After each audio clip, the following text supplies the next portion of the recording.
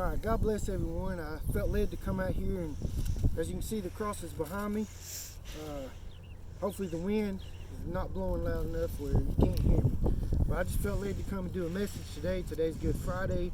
For those who don't understand, I pray that you get a good understanding of exactly what today meant, as it was the start of something that stands for everything that we stand for as Christians. So I'd just like to read the quick story, and then we'll break it down just a little bit. In Matthew 27, we'll start in verse 33. And when they had come to a place called Golgotha, that is to say, place of a skull, they gave him sour wine mingled with gall to drink. But when he had tasted it, he would not drink. Then they crucified him and divided his garments, casting lots, that it might be fulfilled, which was spoken by the prophet. They divided my garments among them, and for my clothing they cast lots. Sitting down, they kept watch over him there, and they put up over his head the accusation written against him, "This is Jesus, the King of the Jews." Then two robbers were crucified with him, one on the right and another on the left. And those who passed by blasphemed him, wagging their heads and saying, "You who destroy the temple and build it in 3 days, save yourself. If you are the Son of God, come down from the cross."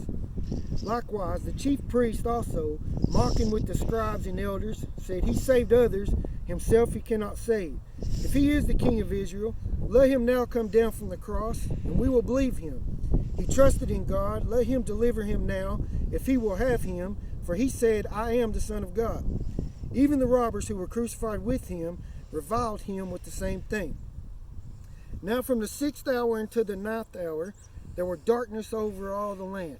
Just want to cover that part first of all. The 6th hour was noon, and the darkness that fell was not an eclipse. It was not something that was going to happen. The Passover fell, it occurred at a full moon. So this darkness that came upon the land was a supernatural occurrence, directly from God, morning from God. Woe to the earth, in other words. And about the 9th hour, which would be 3 o'clock. Well, we ain't came to 3 o'clock yet in the Western civilization in our part of the world, but we're going to observe it today at 3 o'clock. Jesus cried out with a loud voice, saying, my God, why have you forsaken me?" Some of those who stood there, when they heard that, said, "This man is calling for Elijah." Immediately one of them ran and took a sponge and filled it with sour wine and put it on a reed and offered it to him to drink. The rest said, "Let him alone. Let us see if Elijah will come and save him." And Jesus cried out again with a loud voice and yielded up his spirit. But he probably took a little taste of wine, just enough to give his mouth enough saliva, enough to cry out yet again and give up his spirit back to the Father. Then behold, the veil of the temple was torn in two from top to bottom. The parts of the veil, only the holiest, the top ranked priest was allowed to take your offerings and go into the holy part of the temple. The tearing of that temple told us that now we, as just normal believers, are now allowed to go directly to the throne of God. The tearing of the veil was very, very symbolic to let the religious leaders know that the last will be first and the first will be last. We now have an opportunity to take our prayers directly to the Father.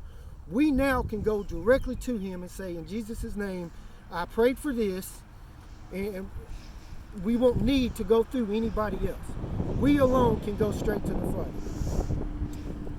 And the earth quaked, and the rocks were split, and the graves were opened, and many bodies of the saints who had fallen asleep were raised.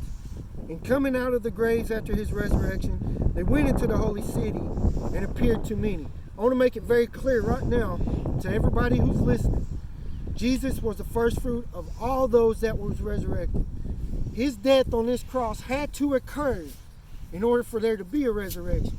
The obedience from Jesus himself is something that we could not have done. We cannot take that kind of pain. He came to earth for this kind of punishment on one of the crosses.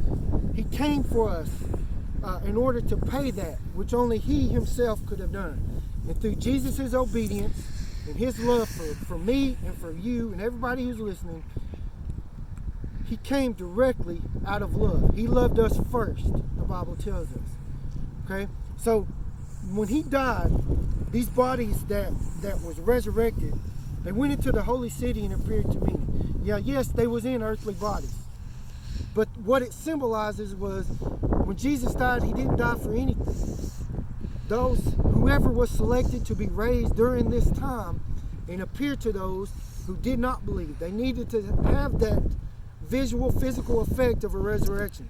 They gave that to us. Later on, we know that when Jesus, we'll cover it in a few days. But his resurrection, when he appeared to many, was also a symbol of hope for us that have died as believers. So as we sit and we look at these crosses just for a minute on a Good Friday and 3 o'clock approaches us, let us take time to reflect and thank God and thank Jesus for his obedience.